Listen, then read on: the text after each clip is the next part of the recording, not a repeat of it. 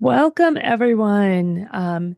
Today is, I'm pretty excited because we've been working on this. I think we've been talking about this topic since sometime late last year.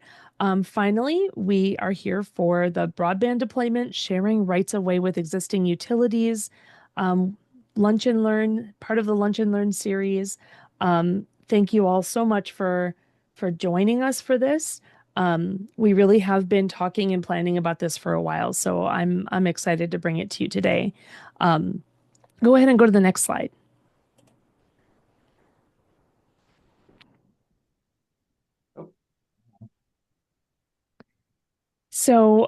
What we're hoping to accomplish today is we're hoping to help you gain some insight into the complexities of pole attachment projects and how to navigate them efficiently. We really hope that you'll pick up some valuable tips for fostering productive partnerships with existing utilities. And for those of you who are community leaders, well, for really anyone, we'd like you to get clear on the role that community leaders can play in facilitating broadband expansion within utilities right away. Go ahead and go to the next slide. Quickly, I just want to, in case you didn't know, Extension has a whole team at your disposal for your broadband questions. Gail has been doing this for a very long time. She's our team lead, our de facto team lead. And then we have myself, Jessica Beckendorf, Brittany Beyer, John Parrish, and Chris Stark as well. You can contact us. Really, honestly, if you get to any one of us, you'll end up getting to the right source because we work very closely as a team. We've got our emails up there, and these slides will be shared later on. So you'll have our contact information, um, after this session. So go ahead and go to the next slide.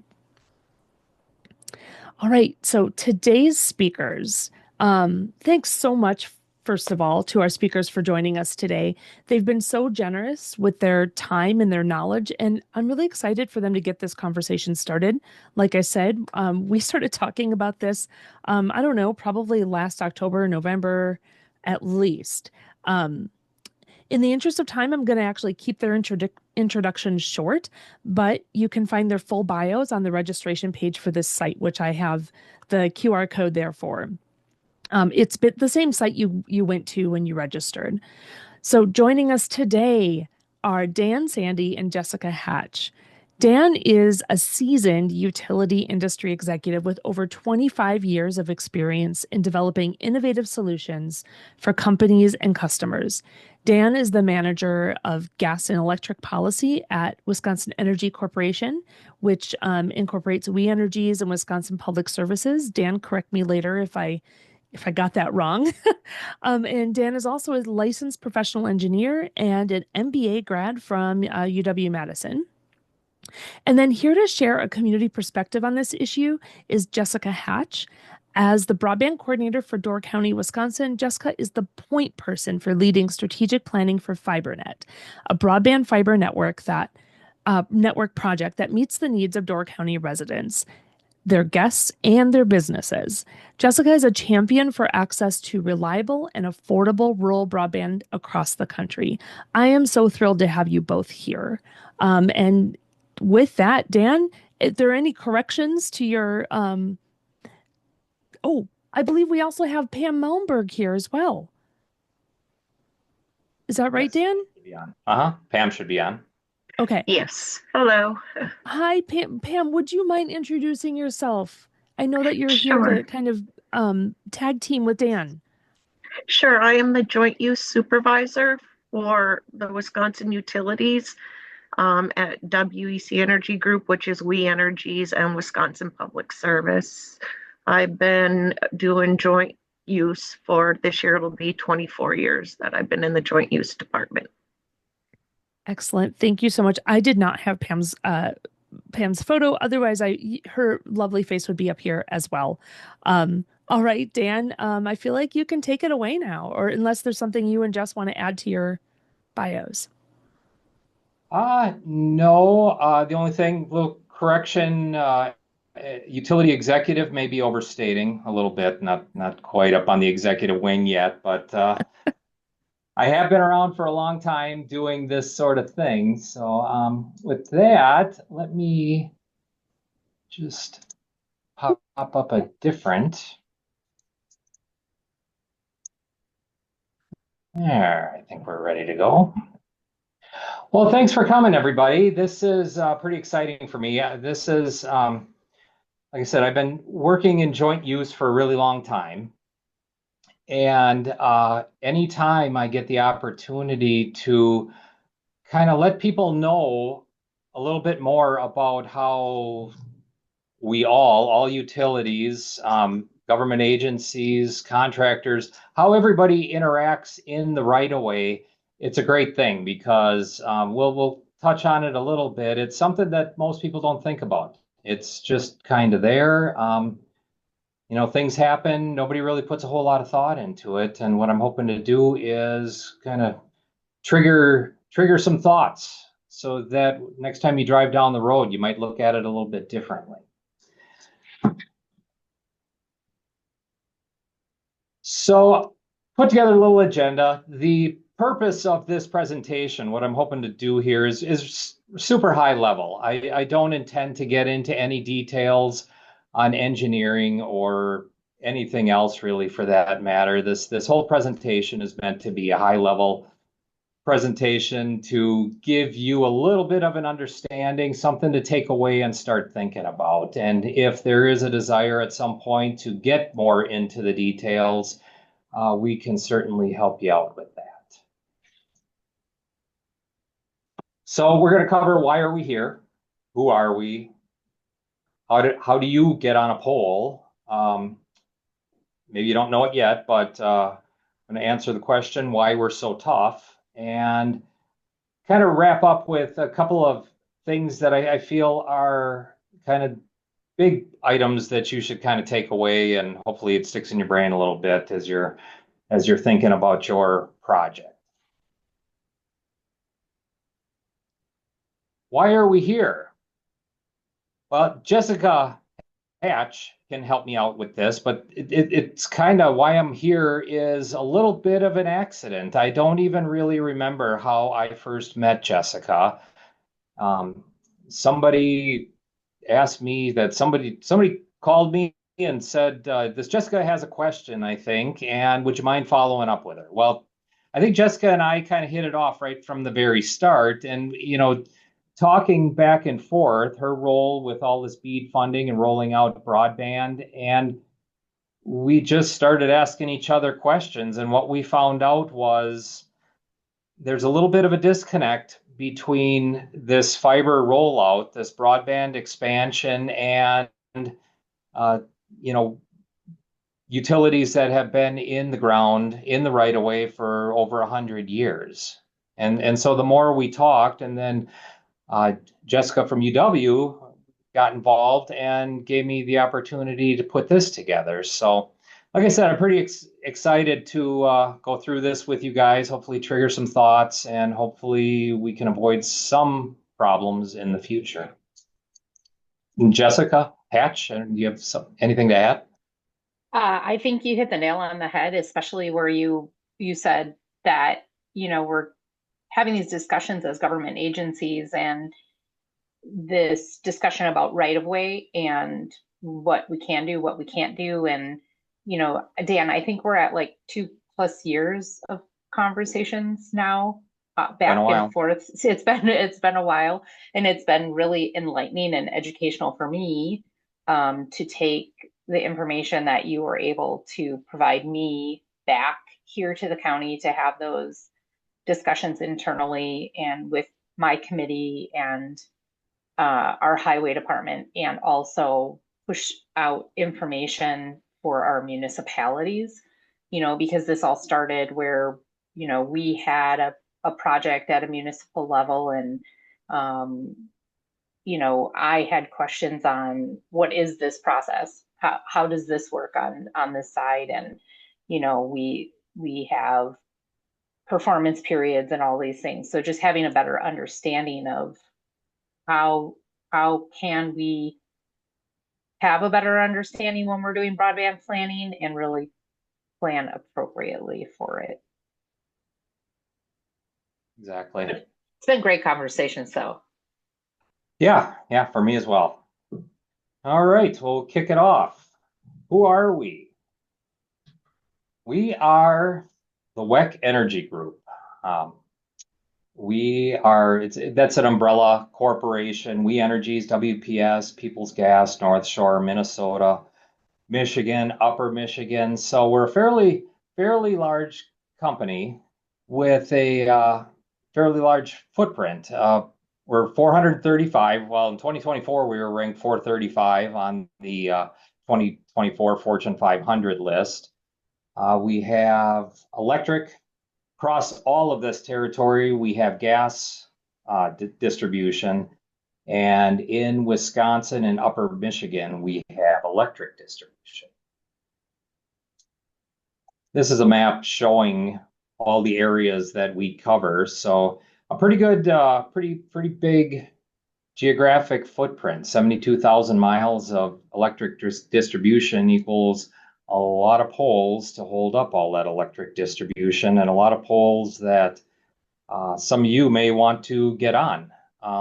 In addition, that's a lot of miles of gas and electric that's buried in the right of way that your contractors and engineers who are doing your design are going to have to be pretty cognizant of.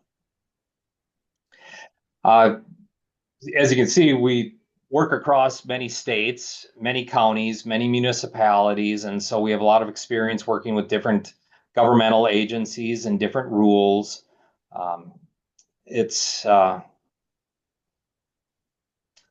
easy. It's not easy for you guys to deal with us, and it's kind of not easy dealing with all the different municipalities and the different rules. But we try as hard as we can to figure out what we're supposed to do, and then we try harder to do that.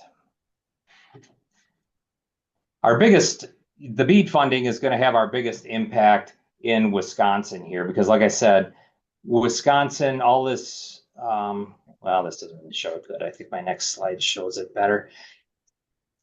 In Wisconsin, inside these orange boxes, this is where we have electric facilities. So this is where all of our poles are going to be. We serve customers throughout with gas, but inside the orange boxes, that's where our poles are. On the public service side, probably have a bigger geographic areas, a few fewer customers, but pretty large geographic area. And as you can see, Door County, WPS poles run all the way through there. All in all, we serve about 1.5 million electric customers across the state, and that's our core business, electric and gas. And those, keeping a reliable, low-cost electric and gas service going to each one of those customers is our number one priority. We're going to get into that a little bit too. I mean, we encourage broadband. We want broadband to be successful, but at the end of the day, our number one priority is to make sure that we're delivering gas and electric safely, reliably, and at a cost that people can afford. I should have mentioned too, I don't know if everybody's muted by the administrator, but if there are questions along the way, I'm happy to answer them. We'll ask questions at the end too, but if there's some along the way, I'd be happy to answer them. This is our group that covers all the joint use attachments in Wisconsin. So there's myself and Pam, who was introduced before. We also have Tim Reich, who I believe is on today. He's our lead design specialist, which equals our lead technical expert. He is the guy who has a handle on all the codes and standards that apply to the work that you do. He takes a look at all the requests that come in. We also have two fairly large contractor or engineering consulting firms, Davie Resource Group and ISG, which do a lot of the detail work. So one good thing about that is we're able to somewhat scale up and scale down as the waves of attachment requests come in. And without those guys, we wouldn't be able to keep up. So happy to have those two engineering firms working for us. They both cover all of Wisconsin, WPS, and We Energy's territories. They just take on different pieces of the pie sometimes. With this structure here, we have been able to meet FCC timelines and keep up with all of the requests that we get. And that includes the last couple of years where RDOF, that was a pretty significant impact on us. Charter did a lot of work across Wisconsin. We worked really closely with Charter. And actually, ISG, we picked them up as a consultant to work directly with Charter to hopefully gain some efficiencies and make that go a little bit faster. But right now, based on how many people we have, how many resources, we're a little bit towards the edge of being maxed out. So we're really interested to see what's coming down the road here. Just for grins here, we put 2023, we received 916 proposals, and a proposal is any request from a communications company or anybody else to attach to our pole. So this is what a communication company would submit to us, a proposal, and they would ask to attach to one pole or 100 poles or however many poles they want to attach to. And so 916 proposals to attach to 13,407 poles in 2023. In 2024, that went down a little bit. RDOF started ramping down in 2024, so we saw a little bit of a dip. I guess going back to BEAD, $1 billion worth of BEAD funding is going to have a significant impact. RDOF had a significant impact. We expect that we're going to have to scale up in order to meet the need. Hoping we're able to do that as efficiently as we can. One thing to mention too, I have these numbers 916, 13,407. That doesn't mean that 13,407 new attachments were installed in 2023. That's how many were requested. There are a lot of times where companies may request to go on a pole and then change their plans, and then they want to go underground, they want to change the route, they want to do something different. So we did have a significant number of new attachments, but not 13,407.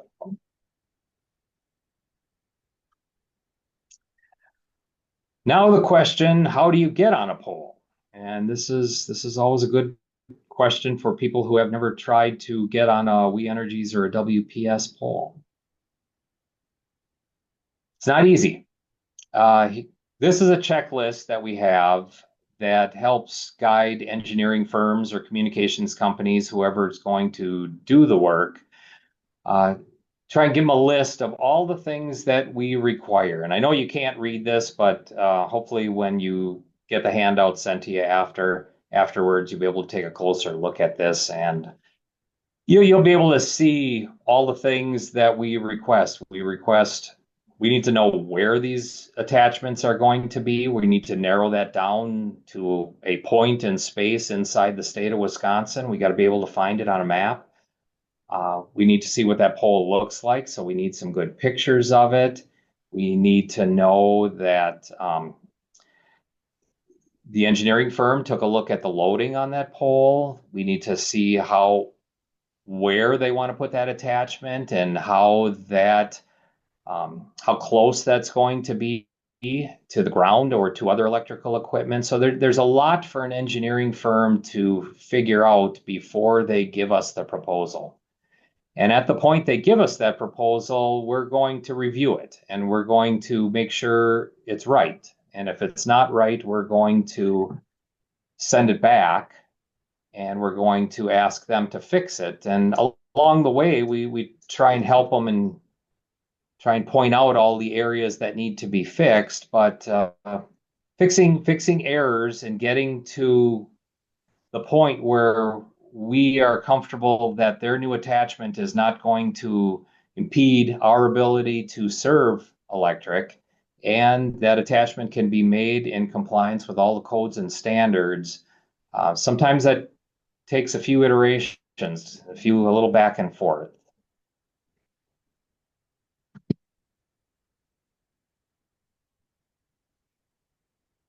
So Jessica, you wanted to talk on this slide a little bit. Yeah, so the piece that I had discussions with Jessica Beckendorf on, there were a couple areas that she wanted me to touch on. And one of these is planning and community discussions on pole attachment. And our strategy here in Door County is very different than a lot of other areas. We have a very municipally based strategy for broadband deployment here, where our municipalities are involved and partnering in public-private partnerships. So for us, the benefit here, in these community discussions are they're facilitated at the municipal and county level, and it really ensures that those connections between the community members and the other stakeholders, your ISP and any other partnerships in there, are really created. And you're really hearing about the people that need it the most and making sure that they are represented and their lived experience is heard and understood by those decision makers at a municipal level for us, and even at a county level. The benefits of having that broadband in place for those residents and businesses obviously mirrors access to the utility grid, where they're having those benefits of education, healthcare, and economic development here. So the discussions and the strategies that we have had here locally are engineering analyses of the area that helps include the inventory of the poles under that municipal boundary, and having a pole inventory. And this includes geographic and geological cost reviews so that you can have a better understanding of potential high cost areas, and something to really compare bids to that are coming in from ISPs if you do have things like that available to you, so you can know that the bids that you're receiving in are going to be in the cost areas that you want them to be. Working with the utility companies, school boards, community anchor institutions, and other relevant groups in your area lets you leverage those existing relationships and really facilitate planning efforts like permitting, environmental compliance and review, co-locating, working with neighboring municipal areas about major infrastructure projects, where we saw some of our communities that are touching each other ended up getting a better price from the same ISP because they're sharing boundaries and bordering areas. And then that really also, we have those discussions at a regional level because broadband doesn't know boundaries. It doesn't know if there's a county line there. It doesn't know if there's a school district line there, and it doesn't know that there's a municipal line there. So we really used all of this to develop comprehensive broadband plans that outline objectives and priorities and strategies for working with the utility companies and other stakeholders. And it helps guide decision making for investments throughout the deployment process. This really helped some of our municipal boards and even those residents that showed up for public meetings make decisions on investing tax levy into this infrastructure that is very sorely needed in our rural area. Thanks, Dan. Sure. So moving on, why are we so tough? And hopefully by the end of this section, you'll understand why.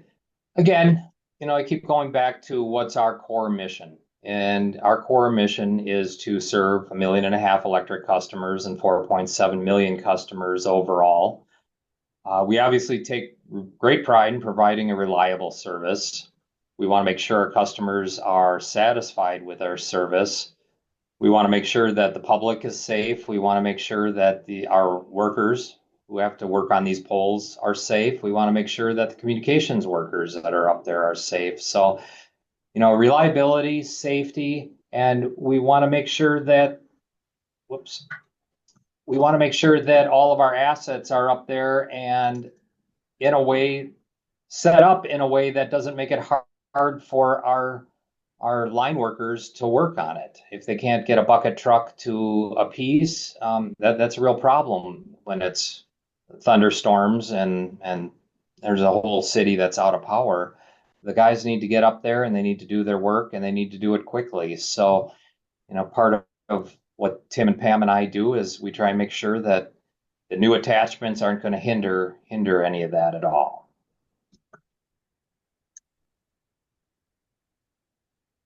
So when you're driving down the road, I kind of mentioned this before, does anybody look up? Does anybody look at the poles to see what's all up there? It's, for me, before I got into this, I never paid any attention. Poles are poles. You drive down the road, they're just all part of the background.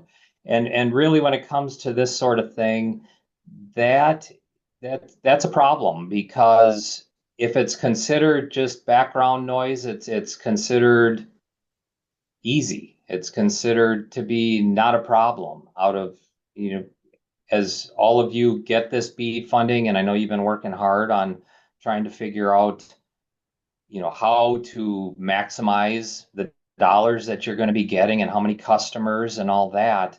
It's easy to think in the back of your head that, getting it in the ground is going to be the easiest part of this whole process. And really, that's the theme of my presentation here, is that hopefully you think about that a little bit more if you do think it's easy, because it may not be as easy as you think it might be. Even some of the contractors and engineering consultants may tell you that it's going to be not a problem, and it may turn out to be a bigger problem than you think it was, than you were told it was going to be. So, one thing that's funny, and talk to my friends or family or whatever, and nobody really thinks about what it takes to get the electric to the socket. They just figure you got a socket in your house, you plug it in, your lamp goes on, and that's as much thought as you put into it. But behind the scenes, there's a lot of things going on, and a lot of things have to work right all the time in order to keep that plug active so that your light bulb turns on. I think about it a lot more after our 2 years of discussions, and notice a lot more when I'm driving around now. Yes. Yeah, if you do look up, what you're going to see is you're going to see a lot of stuff up there. And there's a lot of equipment. There's a lot of wires. The wires go off in different directions. They go all over the place. It is, it's a dangerous place to work. It's a very tight place to work. There's just a lot of stuff up there. And we try and keep it as clean as we can. Being the nerd that I am, when I go on vacation, I like to take pictures of what they do in other places in the world. And I was just in San Juan a couple of months ago, San Juan, Puerto Rico, and walking through old San Juan, looking at how they do things there. And these are things that we would never do. I mean, here you have energized lines running right along the roof line, pole just bolted to the side of a building. So, we strive to do better than maybe some others in the world, even in other places in the United States, do better than them. But, we're not perfect either. This is a pole in our territory. This is a pole in Wauwatosa. There's a coffee place right around the corner here, and I dropped my wife off to go get some coffee, and I went and parked, and I was waiting for her, and I waited right in front of this pole and thought, this is a good example of all the stuff that's on our poles, and as clean as we try and keep it, it's really a difficult thing to do.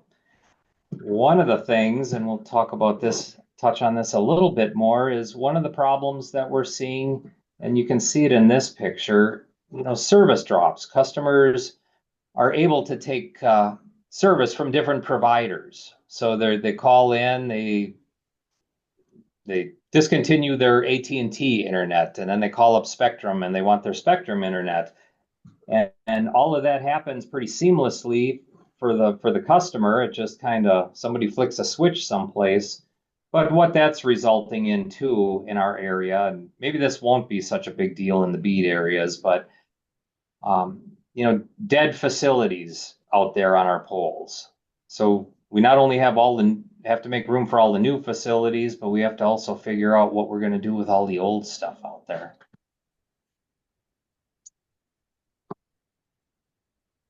Here's a picture of what we kind of wish that every pole looked like out there. This is perfect spacing, perfect alignment. Everything is right exactly where it's supposed to be. It may be achievable. It's very difficult. Maybe it's not achievable. I don't know, but that's what we're shooting for, because this is a pole set up like this is going to be the safest pole for somebody to work on, the safest pole for the public walking past it, and it's going to be reliable because everything is spaced out correctly, attached correctly, all that kind of stuff. So I want to talk about this whole sections on why are we so tough. And to me, who doesn't look at the engineering details every day like Tim and Pam do, but to me, there's three areas that are really significantly important. And I want to touch on those three.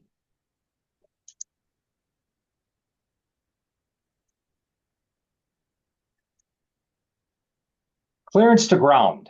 The lowest wire on that pole is the one that's going to get snagged. And it doesn't happen a lot, but it does happen. And these pictures aren't actually from our territory. These aren't pictures of things that happened at WPS or We Energies. There's pictures I got off the internet, but it does happen. If a line is too low, somebody eventually will snag it with something, whether it's a dump truck where the guy forgot to put the dump down, or farm tractor, or all kinds of things are out there that are pretty tall. And when they do snag on that bottom wire, they end up pulling everything down along with it. Here's a picture of one that actually is fixed now in the picture, but this was a case where there was a low-hanging wire. This is in Brookfield by the Olive Garden, right off of Blue Mound Road, for those of you who are familiar. And I believe it was a dump truck came in and snagged the lowest wire on here and pulled a whole line of poles down along Blue Mound Road. So, although you can't see it, I couldn't find any pictures of when the damage was done, but it does happen in our area.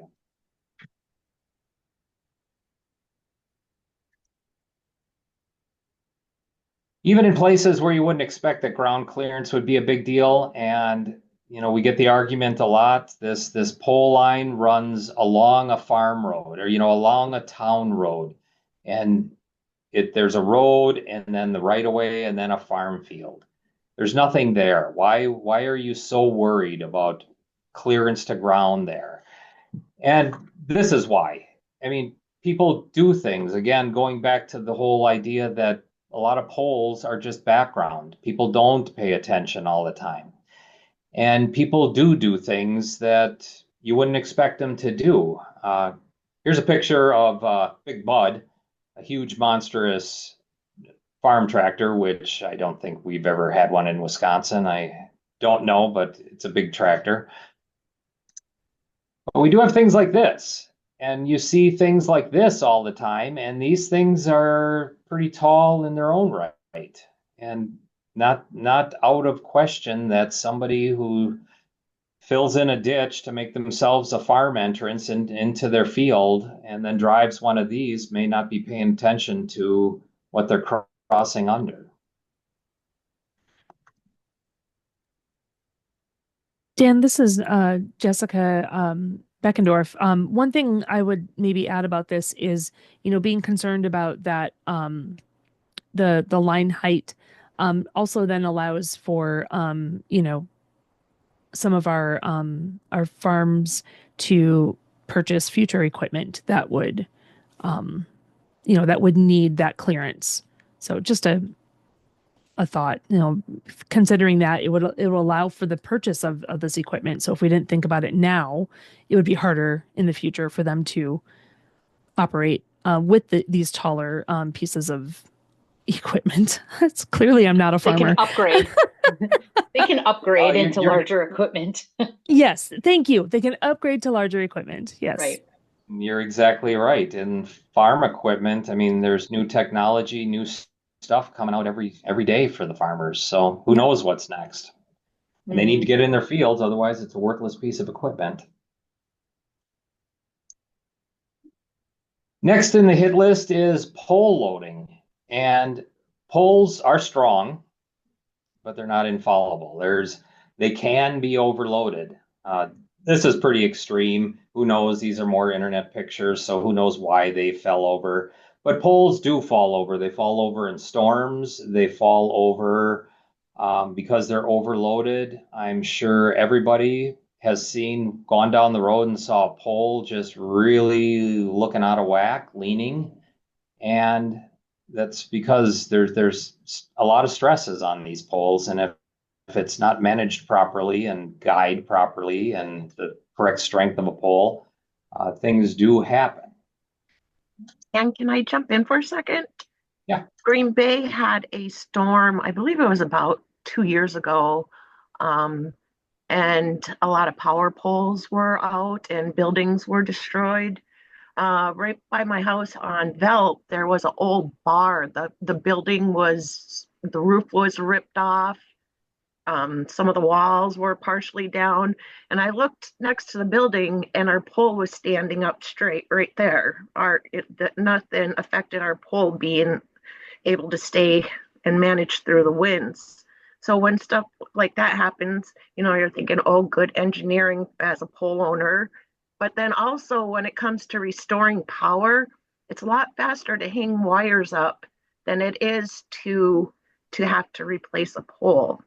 So when these storms, we're looking at, our poles and it's just a lot easier to hang wires and to replace poles. So that's another reason why we ask for this stuff. Exactly. Here's some pictures. One of the common complaints we get is that we are being too strict with, our maximum sag on lines, because sag comes into play. I don't want to get into the details, but sag comes into play when you're worried about things sagging too low, close to the ground, or sagging in a way that something above it is going to touch what's below it, that sort of thing. And we do consider ice loading, and ice is probably one of our biggest enemies when it comes to how much load goes on a pole, because when you have these ice storms, that's a monstrous amount of weight that just collects on these wires and drags them down. This is actually a picture of an ice storm that we had here back about a year ago, January 2024. The largest winter storm outage that we've ever had in the We Energy's history for this storm. And this is a picture, obviously, of a tree that fell into the wires, but we also had a lot of poles and wires that came down just because so much ice had built up on them that they fell. In this particular case, about 230,000 customers were out, some of them for a fairly long time, and the overall cost of rebuilding all of this damage was 25 million. So we are pretty strict when it comes to pole loading and clearances and that sort of thing, and here's one of the reasons why. And then the third area, critical importance for me, is the clearance to power. One of the reasons that the code says that communications wires have to be so far below energized equipment is because the people who work on communications lines don't have the same level of training as our linemen do. the people who work up in the power zone where the energized equipment is. And so the idea for the codes is to keep it spaced out far enough so that if there's a communications worker up there doing something on a cable line, a phone line, whatever, that, you know, even if they forgot what they were, where they were working and got wrapped up in what they were doing, they couldn't really touch their hard hat on a piece of energized equipment or reach up and touch something that's energized. And these pictures here are pictures that were actually sent to us to show us that they had achieved the spacing that we required. And what these two pictures illustrate, I don't know, you might all be on mute, so I won't make this the guessing game, but as you can see, what they're measuring from is the energized equipment. This is all energized equipment here. And what you will see are bare hands right next to these energized pieces of equipment. If he slipped 2 inches, 2 inches to the right, 2 inches back, his bare hand would make contact, he would be electrocuted. I mean, these are just service wires, but that's enough power to kill people, and people have died from touching energized service wires. So, you know, keeping that clearance between the communications wire and the energized equipment on top of the pole is a significant importance to us because we want the communications guys to go home just like we want our guys to go home. So kind of maybe getting off topic a little bit, but related. This has nothing to do with pole attachments, but one of the things that we're really concerned about with BEAD funding is all of the broadband, all the fiber that is going to be going in the ground. It's going to be direct buried. One of the things that everybody needs to understand is these rights-of-ways are pretty thin, 66 feet in most cases. The roads are wide, there's multi-use paths, there's sidewalks, there's curbs, there's sewers, there's water, there's electric, there's gas, there's phone, there's cable, there's broadband. These rights-of-ways are jam-packed, and there are very safe ways to install in the right-of-way. And these guys are exhibiting that. They're potholing, they're trying to find out what's in the ground before they start digging. This is something that's real important to us because we see a lot of communications workers not taking this step for various reasons, but we see it a lot. Dan, this is Jessica. I realize that this question has been in the chat for a little bit, but I wanted to pose it here. Before we move on too far, are there parts of the state that have a geology or soil quality that predisposes them to pole susceptibility to falling over? I would say not. No, I think poles are set wherever they're set. I mean, in Door County, there's a lot of rock, and so the designs have to be a little bit different. You see a different type of pole in a lot of cases in Door County because it is so rocky there. But not necessarily in our area anyway, in Wisconsin. I suppose if you get down to Florida and Louisiana and you see the poles that are running across swamps, they got other things to worry about. But in our area, not so much. So we can essentially design for almost any, in Wisconsin, we can design for almost any of our situations when it comes to, okay, thank you. Yes. Okay. In this case, what I'm showing you is another real world example. Maybe you've heard of this, maybe you haven't, but this is a picture of the Sun Prairie incident. I forget exactly when it was, but it was a couple of years ago. And what had happened here was there was a communications company who was installing fiber in downtown Sun Prairie for the communications. It's public, so I don't think if I slip up and name a name, I don't think it matters. It's all public record anyway. But the communications company hired a subcontractor who hired another subcontractor who hired another subcontractor. And this sub of a sub of a sub went in to install some underground broadband. What this company didn't do was there were locates out there, there was paint on the ground, but they did not call for fresh locates for the area that they were specifically working in. So that's something that was a problem.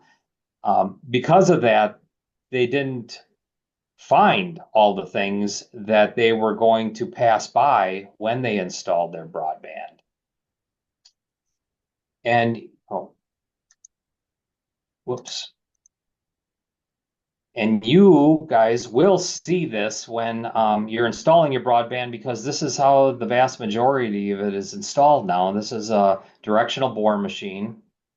You set it up and you can go a whole city block if you want to, burying it. But if you don't find the utilities that are already in that right of way, in that space, you can have situations like this. And thankfully, not a lot of situations go so far as they did in Sun Prairie, but I will say it's not uncommon for communications contractors, all contractors, to sometimes go a little too fast, not do exactly what they're supposed to, and they hit a gas line or they hit an electric line. And anytime you hit something, even a broadband line has its own dangers. It might not be dangerous to the person on the rig here, but it could be very dangerous to somebody trying to call 911 who can't, because this guy just drilled through the broadband line that was their line to 911. So, I mean, the stuff that's in the right of way already is very important, and the guys who you have out there doing this have to realize that and take the time to do it correctly. So, what should you take away? So, I went through a lot of different things, and what I think you should take away from this presentation here is first, engineering. You saw the checklist, you saw how what poles look like if you look up in the air, and finding a good spot for a new broadband line to attach is not an easy thing to do. There are engineering firms out there that are very good, very experienced. They look at all kinds of different routes to get from point A to point B, and they have a knack for figuring out which route could be the best. Unfortunately, there's a lot of engineering firms out there who aren't as good. And there are some who aren't good at all, who basically just want to tell us that they're going to attach on these poles from A to B, and we're just not going to allow it because they can't get the clearances. They're too close to the energized, they're too close to the ground, there's too much loading. There's a lot of problems with it, but some engineers will just keep asking us to the same thing. Just keep submitting the same proposal and expecting that at some point we're going to approve it, but we won't. The biggest takeaway from your perspective, and I'm assuming that a lot of you out there are people who are going to be project owners, not necessarily contractors or engineering consultants, but as a project owner, there's a lot of time and money that's wasted in the engineering phase here by engineers who aren't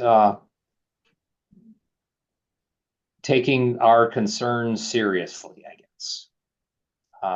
A lot of time and a lot of money, years and thousands of dollars can be wasted just by bad engineering if they don't want to do what's necessary to actually get on that pole.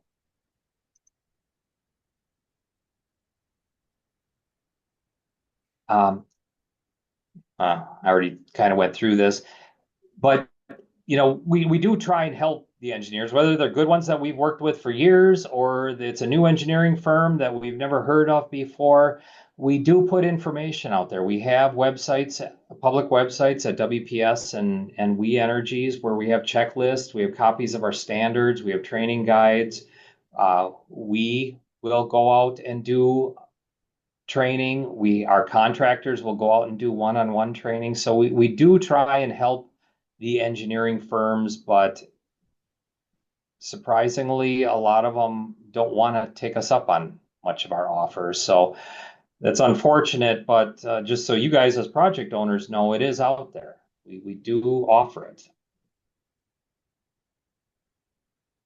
And I wanted to mention this too. One of the popular ways to do engineering that we see is basically a turnkey, where a project owner sets up a contract with an engineering firm, and basically the only deliverable, the only time the project owner wants to know what happened was when there's an approval to attach. And that is pretty problematic for us, because when the owner isn't involved and we're dealing strictly with the engineering firm, a lot of finger pointing happens when we don't approve what that engineering firm is giving us. And one of the things that has been very successful for us is bringing the project owners into the discussion as to why things are being rejected, why we don't like something that's being proposed. So that's something to keep in mind, is that keeping some involvement in your engineering is going to go a long way towards getting you what you want in somewhat the time frame that you're looking to get it. And can I jump in real quick? Sure. This is the biggest issue with pole attachments. This is where a lot of time is spent and wasted, and money, because time is money, and then resubmitting applications. The owners are paying for those resubmittals. So the owners should have good contact communication, as Dan said, with their ISP providers. The ISP providers also should be having good contact with their engineering firms. I've seen successful projects, and the biggest success to those projects are the communication between all the entities. With the Charter RDOF, we have bi-weekly meetings with Charter. They go over what is in the pike that is coming to WPS or We Energies. We tell them where we're at with our stuff, what issues we're finding. And everybody, Charters, contractors, our contractors, WPS, We Energies, we're all on these calls. And it's just the matter of communicating. And the municipalities, if they can communicate with their ISP partners, that will help you guys out a lot, because then you'll know where the project is, what the status is of the project, where it's being held up. So the one thing I want to stress is communication. I would have to agree with you on that, Pam. 100%. It could make or break a project, and save you a lot of time and money to make sure that there is a lot of open communication. And obviously, when there's grant funding on the table, you don't want to lose that in your performance period that you have with whatever grant that is, if there's not sufficient communication, because it can definitely impact your timelines massively. So I had one communication company that they gave it to their engineering firm. The engineering firm reached out to me in October. I gave them our requirements, and then I didn't get an engineering study until December. And then the communication company reached out to me a couple of weeks ago. Well, what's the status of this? You've had this since October. And it's like, no, we haven't really had it since October. Someone reached out to me in October, but nothing was submitted to us until December. So just having that communication with all the key stakeholders is very important for any project to be successful. This is really great information. I just want to kind of give a nice gentle reminder that we have about 3 to 4 minutes left before I need to wrap up the top of the hour. So please do hit on what's most important to hit on right now. But I just wanted to break in and say that sadly this is starting to come to an end. Thank you, Jessica. I just looked at my watch and I will cruise through these last couple. The most important takeaway with engineering is that we won't approve an attachment request until we're certain it can be done in accordance with our codes and standards. And for all the reasons that we went through already, it's all, we don't make up rules. These rules are in place for a reason, and we're going to stick with them. You can skip mine because that was what Pam and I just verbally discussed, really. Okay. Contractors. This is similar to the engineering. Basically, something to be cognizant of is that, especially with BEAD fundings, I expect that we're going to see a lot of contractors that we've never seen coming from all over the place. And some of those contractors may be contractors who just became contractors yesterday because there's money to be made. Mm-hmm. And everybody needs to be very careful of those guys. A lot of people may say this is not a problem. It's easy. What's the big deal? But it is a big deal. And when you are writing up your contracts, you should make sure that the people you have are trained and qualified and really have an understanding of how work should be done safely. And that really brings us to, all the stuff Dan was talking about this entire time. The impact to this is your costs. So, there are costs that will be associated with Make Ready and obviously pole replacement and Make Ready and engineering, but the costs can be those delays and having to resubmit your request and not just kind of giving the utilities what they need to begin with.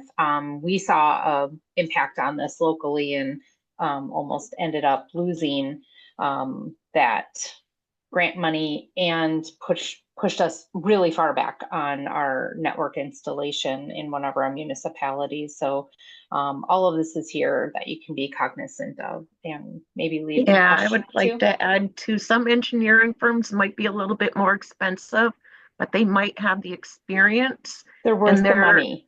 Yeah, they're worth the money. Time is money. They might end up actually being cheaper if we have to keep sending stuff back and resubmittals. There's a charge to that. So time is money, especially with the BEAD money. I would agree, Pam. Definitely. Yeah. Yeah. Okay. Then, like I mentioned, we do have some resources out there. We have these websites, and these are the links to those websites. You can find them pretty easily. That'll have all of the standards, all the codes, everything that we need. And then we do provide training, general kind of a higher level training. We'll bring in our engineers. We bring in Tim, our technical expert, and we try and give newer people a base of knowledge. Beyond that, we have contractors who'll do one-on-one training for a fee, but still. And then you have Diggers Hotline out there who's always looking for ways to train people who are digging. So there's a lot of resources out there. And with that, I will. Yeah, we just have a couple of wrap-up slides here. You'll be able to find resources for the webinar. I've been placing a link in the chat. So that's the same link that you're seeing right here, the tinyurl.com/utility-ROW. And, we just have a little note that if you haven't signed up for our broadband newsletter, you can do that here. Again, these slides will be found in the link that I've been placing in the chat. So, you don't have to worry about whether you're going to lose it. I will place those slides out there yet today. You can go to the next slide. Go to the next one. We don't have time for Q&A, but if you do have questions, you are welcome to send them to me or place them in the chat now. But I believe we've answered all the questions that were in the chat. Don't worry, you can go to the next one as well. just on behalf of our whole team at Extension, a special thank you to Dan Zandy, Jessica Hatch, and Pamela Malmberg for being here today, and thanks to everyone who participated. Looking forward to the next one. All right.